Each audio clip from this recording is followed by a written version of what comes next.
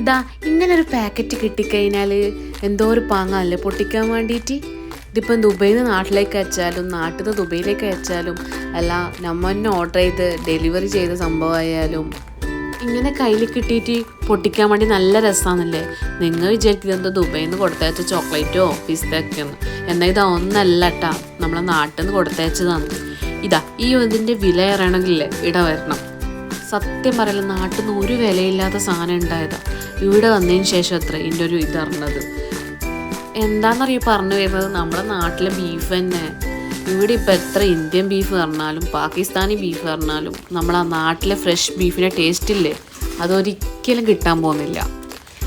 എത്ര ബീഫ് വാങ്ങിച്ചാലും നമ്മളെ നാട്ടിലത്തെ ബീഫിൻ്റെ ടേസ്റ്റ് വേറെ തന്നെയാണ്. അപ്പോൾ ഇല്ലേ, ഇത് ഞാൻ വെച്ചിട്ട് നല്ലൊരു അടിപൊളി റെസിപ്പിയായിട്ട് പറഞ്ഞുതരാൻ പോകുന്നത്. നമ്മളെ നാട്ടിൽ ബിരിയാണിക്ക് ചോപ്പ് എന്നെല്ലാം പറ്റി കിട്ടില്ല ഇറച്ചി, അല്ലെങ്കിൽ പള്ളിക്കെട്ടി എന്ന് പറഞ്ഞിട്ട് ഓരോ നാട്ടിൽ ഓരോ രീതിയിലാണ്. ഇങ്ങനെ ഒന്ന് ട്രൈ ചെയ്ത് നോക്കും. ഈ പള്ളിക്കെട്ടെന്നെല്ലാം പറ്റി ഓരോരോ പൊടിയൊക്കെ വാങ്ങുന്നില്ലേ, വെറുതെ ആ പൊടിയെല്ലാം വാങ്ങിച്ചിട്ട് പൈസ കളയാൻ നിൽക്കണ്ട. അതിനേക്കാൾ ടേസ്റ്റ് നല്ല മണത്തോടുകൂടി ഫ്രഷ് ആയിട്ടില്ലേ, അത്രക്ക് അടിപൊളിയായിട്ട് നമുക്ക് വെക്കാൻ പറ്റിയ റെസിപ്പി ആട്ടെ ഇത്. ഞാൻ സ്ഥിരം വെക്കുന്നതാണിത്, അത്രക്ക് സൂപ്പറാണ്. എപ്പം വെക്കുന്നതിൽ നിന്ന് ഒരു വെറൈറ്റി ആയിട്ട് ഇതൊന്ന് വെച്ച് നോക്കി, ഇതുപോലെ കണ്ടിട്ട് നോക്കിയിട്ട്. അതിന് വേണ്ടി ഞാനൊരു 5-6 പീസ് വറ്റൽ മുളക് എടുത്തിന്. നമുക്കിതൊന്ന് ചെറുതായി ഒന്ന് വറുത്തെടുക്കാം. ഇത് വറുത്ത് വരുമ്പോഴേക്കും മല്ലിയില്ലേ അത് 1 ടേബിൾ സ്പൂൺ ഇട്ട് കൊടുക്കുക. അതിന് ശേഷം ഒരു 3-4 പീസ് ഗ്രാമ്പു, പിന്നെ എന്തെങ്കിലും ഗരം മസാലൻ്റെ പീസ് ഉണ്ടല്ലോ അത്, ഇതെല്ലാം ഇട്ടുകൊടുത്തതിന് ശേഷം വലിയ ജീരകം ഇട്ട് കൊടുക്കുക കേട്ടോ. വലിയ ജീരകത്തിൻ്റെ മണം ഇനി നല്ലോണം വേണം. ഇതൊരിക്കലും മിസ് ചെയ്തൊക്കെയല്ല. ഏകദേശം ഒരു ടേബിൾ സ്പൂണിൻ്റെ അടുത്തായിട്ടാണ് ഞാൻ വലിയ ജീരകം ഇട്ട് കൊടുക്കുന്നത്.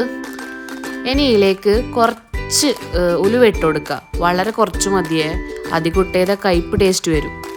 ഇനി ഇതിലേക്ക് ചെറിയ ജീരകം ഇട്ട് കൊടുക്കുക. ഏകദേശം ഒരു 1/2 ടീസ്പൂൺ ആണ് ചെറിയ ജീരകം ചേർത്ത് കൊടുക്കുന്നത്. ഇനി ഇതിലേക്ക് നമുക്ക് ഏലക്കായ ചേർത്ത് കൊടുക്കുക. ഏലക്കായ ഇതൊക്കെ നിർബന്ധമാണ്. പിന്നെ 2 ലീഫ് ബേ ലീഫ് ഇട്ട് കൊടുക്കുക. ലോ ഫ്ലെയിമിലാട്ടോ ഇതെല്ലാം വറുത്തെടുക്കേണ്ടത്. ഫ്ലെയിം അധികമായി പിന്നെ ഇത് കത്തിപ്പോവാൻ കയ്പ്പ് ടേസ്റ്റ് വരാനൊക്കെ ചാൻസ് ഉണ്ട്. നിങ്ങളുടെ കയ്യിൽ മുതുമും കുരുമുളക് ഉണ്ടെങ്കിൽ അതാട്ടോ ചേർത്ത് കൊടുക്കുന്നത് നല്ലത്. എൻ്റെ കയ്യിൽ അത് ഉണ്ടായിട്ടാണ്. എനിക്ക് 1 ടീസ്പൂൺ പൗഡർ ആട്ടാ ചേർക്കുന്നത് കുരുമുളകിൻ്റെ. പിന്നെ ഇല്ലേ, ഇത് ഞാൻ ഫസ്റ്റ് ഇടാൻ മറന്നുപോയതാന്നേ. കറുകപ്പട്ട ഞാൻ മരത്തിൻ്റെ കഷ്ണം എന്നാ പറയല്. ഇത് എന്തായാലും ചേർത്ത് കൊടുക്കണേ, ഇത് മിസ്സാക്കാൻ പാടില്ല. പിന്നെ ഒന്നും കൂടി മറന്നിട്ടാ ഈ കറിവേപ്പില, ഇതും കൂടി ഒരു മിക്സാക്കി ആക്കണേ. ബെയ്യ ഓർമ്മ വന്നേരം ഞാൻ ഒന്നും കൂടി വറുത്തെടുത്തതാ. ഞാനിതിലിട്ട ഒരു സാധനം വരെ വിടാൻ പാടില്ല, എന്നാലേ ഇതിൻ്റെ കറക്റ്റ് നല്ലൊരു മണവിലെ പൗഡർ കിട്ടും നമുക്ക്.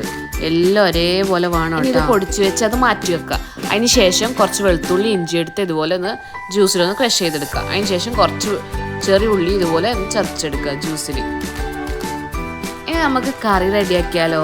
അതിന് വേണ്ടി ഞാൻ ഒരു കുക്കറായിട്ട് എടുത്തത്. കുക്കർ സൂക്ഷിച്ച് നോക്കണ്ട, അതിനാ നികത്തിനേക്കുന്ന മൈലാഞ്ചി പാത്രം അടുക്കി പിടിക്കാതെ കരിയാതെ ഒക്കെ ഉണ്ടാക്കാൻ പറ്റൊരു ഇത് കണ്ടിട്ട് റെഡിയാക്കാൻ നോക്കിയതാണ്. പക്ഷെ എൻ്റെ പാത്രം അടുക്കി പിടിച്ച്.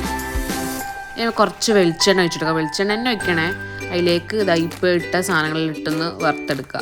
അതിന് ശേഷം 2 ഉള്ളി ഇട്ടാണ് എടുത്തത്. ഇങ്ങനെ ചെറുതായി കട്ട് ചെയ്തെടുക്കുക. ഇനി ഈ ഉള്ളി ഒന്ന് നല്ലോണം ഒന്ന് വഴറ്റിയെടുക്കുക. ഈ ഉള്ളി ഏകദേശം വഴണ്ട് വരുമ്പം നമ്മൾ നേരത്തെ ചതച്ച് വെച്ച ചെറിയ ഉള്ളിയില്ലേ, ചെറിയ ഉള്ളി കൂടുതൽ ചേർക്കുന്ന കേട്ടോ ഇതിന് ടേസ്റ്റ് കൂടുതൽ. ഞാൻ പിന്നെ ഇതിൻ്റെ തൊലിയിൽ ഞാൻ മടിയായതുകൊണ്ട് കുറച്ചേ എടുത്തില്ലു. ഇത് കൂടുതൽ ആക്കുന്നത് ടേസ്റ്റ് കൂടും. ഇനി ഇത് രണ്ടും നല്ലോണം ഒന്ന് മിക്സ് ചെയ്തെടുക്കുക കേട്ടോ.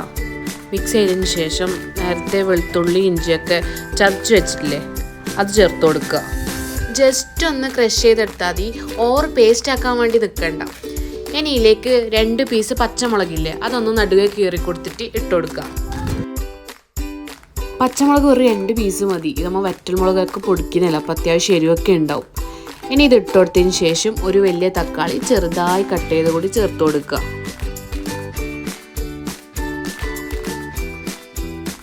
ഈ തക്കാളി ഇട്ട് കൊടുത്തതിന് ശേഷം ഒന്ന് നല്ലോണം ഒന്ന് മിക്സ് ചെയ്തെടുക്കുക. ഇതെല്ലാം നല്ലോണം ഒന്ന് മിക്സായി വന്നിട്ടുണ്ട്. ഇനി നമുക്ക് നേരത്തെ കഴുകി വൃത്തിയാക്കി വെച്ച ബീഫില്ലേ അതെനിയിലേക്ക് ഇട്ട് കൊടുക്കുക. ഇത് ഇട്ട് കൊടുത്തതിന് ശേഷം ഈ ബീഫും ഈ ഉള്ളി ഇതൊക്കെ ഇല്ലേ നല്ലോണം ഒന്ന് മിക്സാക്കി എടുക്കണം.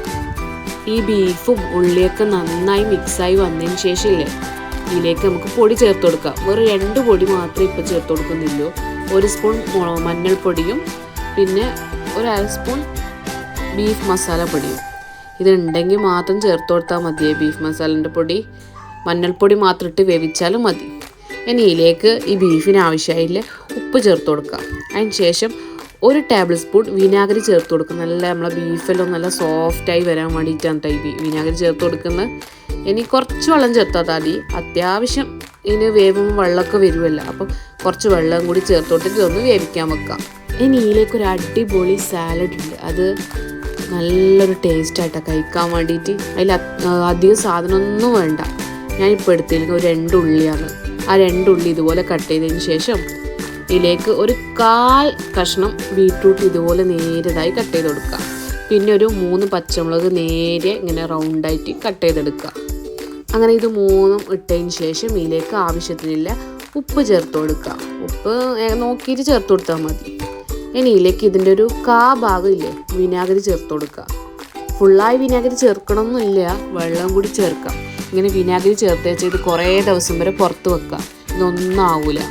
ഇനി ഇതെല്ലാം ഒന്ന് നല്ലോണം മിക്സ് ചെയ്തതിന് ശേഷം ഇല്ലേ നല്ല എയർ ടൈറ്റ് കണ്ടെയ്നറില്ലേ ഇതൊന്ന് അടച്ചു വെക്കുക. ഈ സാലഡ് ഉണ്ടല്ല നെയ്ച്ചോറിനും ബിരിയാണിക്കും കഞ്ഞിക്കും എന്തിനു കൂടി സൂട്ടായി പോകും. അത്രക്കും അടിപൊളി സാലഡാണ് കേട്ടോ. ഇത് എന്തായാലും ആക്കി വെച്ച് ചെയ്താൽ കുറേ ദിവസം വരെ ഒന്നും ആവില്ല. സലാഡിലാക്കി വെക്കുമ്പോൾ നമ്മളെ ബീഫ് ഇവിടെ വെന്ത് വന്നിട്ടുണ്ട്. ഫ്രീസറിൽ വെച്ച് നല്ലോണം ഐസെല്ലാക്കിയ ബീഫല്ല, അതുകൊണ്ട് ആദ്യം ഒരു 5 വിസിലടിച്ചിട്ടുണ്ട്. ബീഫ് വെന്തിട്ടുണ്ടായിട്ട. ഇനി രണ്ടാമതൊന്നും കൂടി ഞാൻ വേവിച്ചതാണ്. ഇനി നമുക്ക് ഇതിലേക്ക് വറുത്തരച്ച തേങ്ങൻ്റെ മിക്സ് ചേർത്ത് കൊടുക്കാം. എൻ്റെ കയ്യിൽ ഫ്രഷ് കോക്കനട്ട് ഇല്ലാത്തതുകൊണ്ടാട്ടോ ഇതിങ്ങനെ ഇട്ട് കൊടുക്കുന്നത്. ഇതിനേക്കാൾ ടേസ്റ്റ് കൂടുതൽ ഞാൻ ലാസ്റ്റ് ഒരുന്ന് കാച്ചുന്നുണ്ട്. അതിൽ തേങ്ങയും കൂടി മിക്സ് ചെയ്തിട്ട് കാച്ചി കഴിഞ്ഞിട്ട് അത് ഇട്ട് കൊടുത്തല്ലേ നല്ല അടിപൊളി ടേസ്റ്റാണ്. ഇതില്ലാത്തതുകൊണ്ട് മാത്രമാണ് ഇത് ഇട്ട് കൊടുത്തത്. ഇതിലേക്കില്ലേ നേരത്തെ നമ്മൾ വറുത്ത പൊടിയില്ലേ അത് ചേർത്ത് കൊടുക്കുക. വേറൊരു മുളക് പൊടിയോ മല്ലിപ്പൊടിയോ മഞ്ഞൾപ്പൊടിയോ ഒന്നും ഇതിൽ ചേർക്കുന്നില്ല. ആ ഒരു പൊടി മാത്രമേ ചേർക്കുന്നുള്ളൂ. എന്നിട്ട് കൂടുതൽ തിളപ്പിക്കുകയും വേണ്ട. ഒരു 2-3 മിനിറ്റ് നല്ലോണം ഒന്ന് തിളപ്പിച്ചതിന് ശേഷം നമുക്ക് ഫ്ലെയിം ഓഫ് ചെയ്യാം. ഇനി കുറച്ച് വെളിച്ചെണ്ണ എടുത്തിട്ട് അതിലേക്ക് ഇഞ്ചി ഇങ്ങനെ നീളത്തിൽ കട്ട് ചെയ്ത് ഇട്ട് കൊടുക്കുക.